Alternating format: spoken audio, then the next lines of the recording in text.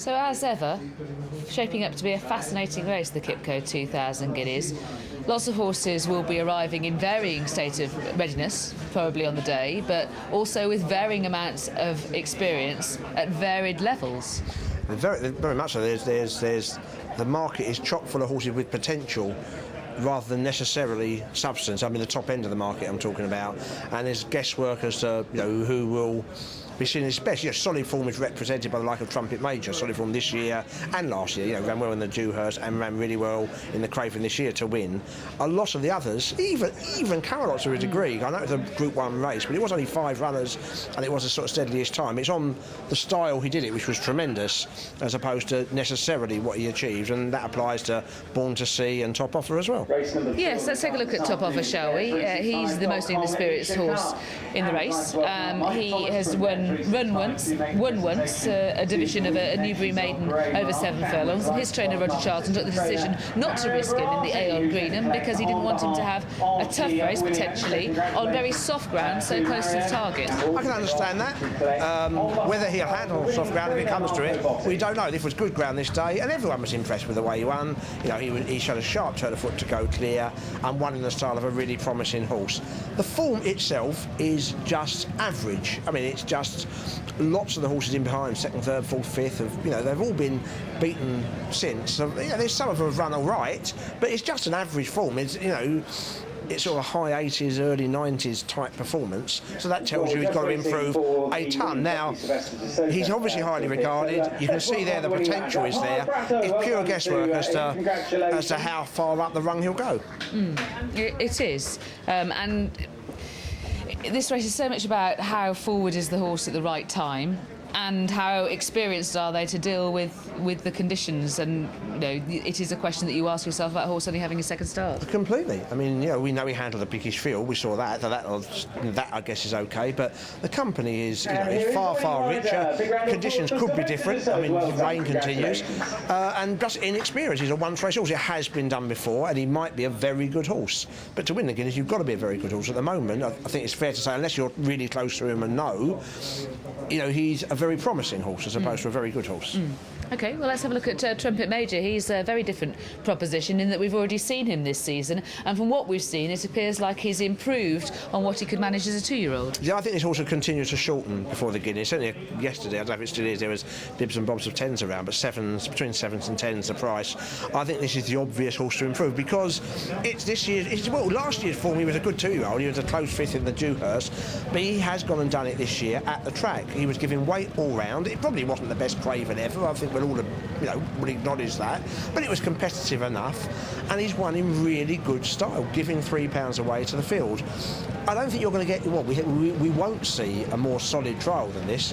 He's been given a high rating by the handicapper. The likes of Timeform have got him top rated, and I think they're right in terms of what he's achieved the most. It's a mark which is betted on by most Guineas winners. I think he will have to improve a bit again to win the Guineas, but you're talking about him having to probably improve, I don't know, £4 or £5 as opposed to some having to prove 20. So I just think he's the obvious one people will latch on to each way. Reminds me a bit of Dick Turpin in terms of, I know he didn't win the Guineas, but you know what I mean, always sort of slightly underrated, and no one really taking him seriously, and that, he was a really good horse in the end. And I think Trumpet Major proved in the Craven he's a very good horse. Whether he's quite Guineas material, I don't know. He hit a flat spot that day. I know that can be a bit of a worry in a big field, or if the ground did happen to quicken up, maybe he could get outpaced, but it's hard to see why he wouldn't be in the first 4, I think. Do you think it will be quicker? I mean, it's hard to say, isn't it? Because, I mean, it was faster ground when he ran 5th in the Dewhurst, and again, he hit a bit of a flat spot, got shuffled back, lost his position. He was probably a bit better than the bare form that day. It was on faster ground. He did seem to be more comfortable with the whole track. That could just be maturity. But do you think that he would be vulnerable if we did get a faster ground Guineas? I mean, not fast ground, it's clearly not going to be fast, but you know what I mean, sounder than that good to soft there. I think anything which makes his propensity to be outpaced could be more important on a sounder surface. I mean, I think a slowish ground, that was sort of slow good ground that day, I think helps him get back into the race. That's all. I think a mile, I think he's probably going to stay a bit further than a mile in time. Yes, he's got a powerful action, wasn't he? He was particularly strong at the finish. I think probably there's been enough rain, hasn't there, in the run up to it, that it's not going to be so fast as to inconvenience. Yeah, I think we need a really dry week to blow it all away and whatever. We're not going to have water in, I wouldn't imagine. That's one good thing. And I would imagine this would be fine. I think he's the hardest. I can see why people don't necessarily think he'll win, if you know what I mean. I think there's a gut feeling he might not be quite good enough. He's what a lot of people think. But I think it'd be really wrong to underestimate. I do think his price will shorten up. OK, let's take a look at the Prix de Fontainebleau, shall we?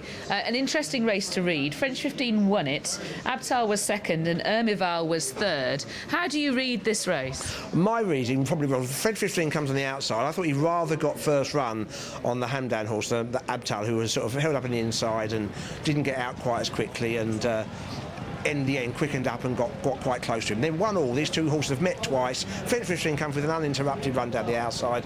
Abtal, I thought, was just caught on the blind side just slightly. I mean, he looked behind him, he got to the rail, and he runs on really well. They both run really well. They're two very good horses. French 15, I thought, just got the edge of it, and Abtal, I thought, without being knocked about, in his own way, ran every bit as good a trial. And last year, I think when they met, Abtal turned out the best. Slight preference for Abtal, but I think they're both pretty good horses. Yes, so you suspect that Abtal this time around might make it too It's wide? my gut feeling. I may be wrong. You could easily argue the other way. Just impressions I formed at the time is that Abtal was ridden with given a sort of a trials run. You know what I mean? I didn't think it was the be-all and end-all. He was doing his best, but I didn't think it was the be-all and end-all that he won the trial. OK, let's take a look at the Dewhurst, which so often is the major two-year-old race, the major pointer towards the 2,000 guineas. It was won by Parish Hall, who ran against the stand-side rail. Second was Power, fourth Bronte, fifth Trumpet Major and eighth Red Duke. Well, your natural reaction when you see top races with so many horses on top of each other is to think it wasn't great.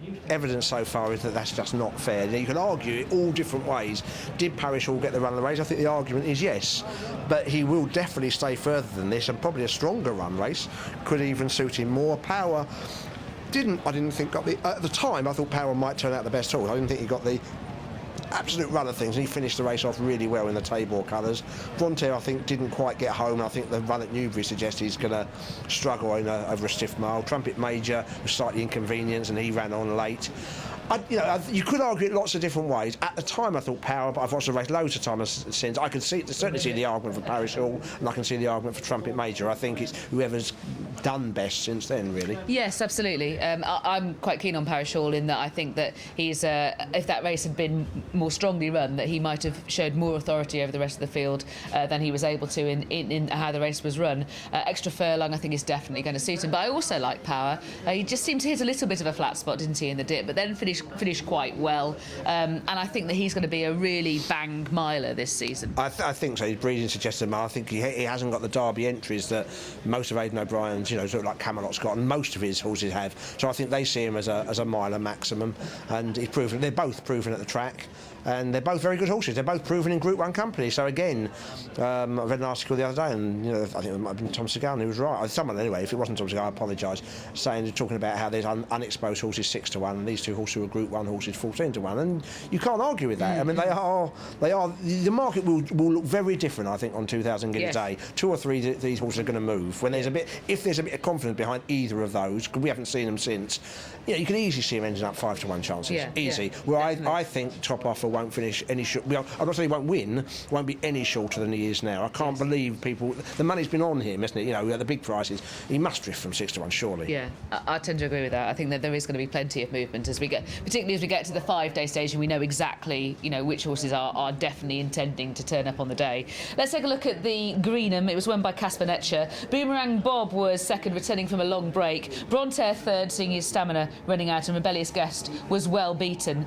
Did you, Casper Netcher, superbly tough horse, arguably unlucky not to win his Group 1 in the Middle Park. He's been to America, come back and proved that he's still a tough cookie by winning on his first run. I mean, there's so many things to like about this horse. He's probably still underrated, even though he's done all those things. He is a really likable horse. It is easy to just to dismiss as being whatever, not quite good enough. My doubts I think the mile is unproven. I don't think it's a certainty that he'll like the mile. I think he's sure to run well. I do feel that even maybe a little bit more than Trumpet Major, I think he might turn out just a few pounds shy. This form, I think, is really all the qualities you like about him. He tries hard, he battles, he's straightforward. All of that, I think he'll bring again. I think he's bound to run well. Is he quite a Guineas winner? I suspect he's probably not quite. Okay. We have fencing to take a look at next for John Gosden. This horse was a winner at Newbury last season, but he ran against Camelot in the Racing Post Trophy, and on that day came up a little short. That's the thing, and this day is impressive, and you can see why they ran him in the Racing Post Trophy. Again, he's a good-looking horse. He won very well, and clearly, he's obviously held in some regard because they ran him in the Racing Post. On that day, and we're not going to see Camelot, but on that day Camelot beat him very comfortably. I mean, he wasn't a very strongly run race, and Camelot only had the one run before, was held up behind him. Fencing got there earlier in a slowly run race, and Camelot, to be fair, mullered him that day. And it's hard to argue strongly that Fencing will beat him, even though I can see Fencing running. I think he's a good horse, but on that evidence, Camelot is better.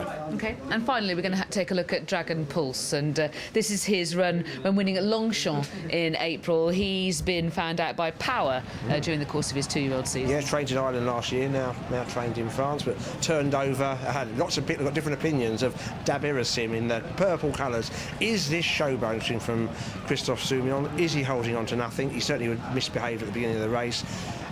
I don't know. You can take these races. You either love jockeys who do this or you don't. I'm always quite happy when they get beat. But having said that, the years were flat back. I don't think he would find him much. I did honestly have big doubts about him truly getting a mile, and I think he was holding on to nothing. But I still think you look a bit silly when you look 75 times and then get beat. The winner won well. I think he beat a non-stayer that day. So there are the prices as Coral sees it currently. If you had to have a bet, have you had a bet in the race? I haven't. No, I haven't. And if I forced you to have one now, what would you do? At those prices? A bet as opposed to a selection. A bet and then a selection. That'd be quite interesting. Well, they're different, to be fair. And explain why they're different. I think Power and Parish Hall are the horses who are shorten. I'd probably split stakes and back them. I think one of those will shorten up a lot. And again, you don't know about it. Just from vibes from the yard closest to the day. My selection is another complete dark horse. I just got a massive respect for the trainer, horses he brings over, which is rare. I think John Oakes is a great trainer, and I think Born to Sea is an interesting runner. I think your guesswork as to how good he is, but I think it is in the past he's pretty close to being right with the horses he puts in races. I suspect it will turn out a Group 1 horse. Whether he's good enough to win a Guineas, I don't know. But I think Sevens is far, is short enough. I wouldn't be rushing to back him in Sevens. Half brother to See the Stars, always going to have that millstone round his neck, a bit like Noble Mission and Frankel.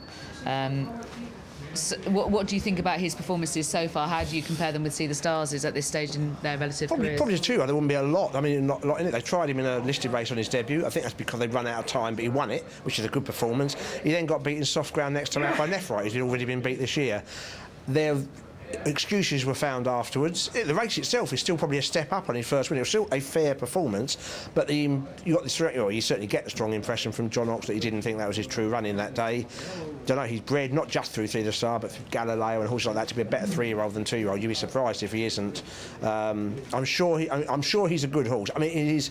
We started this talk by saying there is a massive amount of guesswork in the top end of the market. Camelot, Top Offer, him. I'm guessing. I just think he might turn out quite a good horse. I couldn't back it as Sevens. I don't think that's a good value. I think he just might be a good horse. But that is prejudice that the trainer knows what he's doing. Okay. That is the Kipco. You answer the question as well. What about you? What would I bet? What would you back? It's the same thing, actually. I have backed, the preliminary question, I have backed Parish Hall already. I would back Parish Hall at those prices, and I'd probably back him a bit shorter as well. I think he might win. And so he'd be a selection. He'd be a selection, yeah, bet and selection. Because I think the Dewhurst form is working out. I think it was a good race. I think it seemed not to be because they finished in a lump, and I think had it been a more strongly run race, he would have stamped his authority on it more, and I suspect that he'll improve again over a furlong further this season.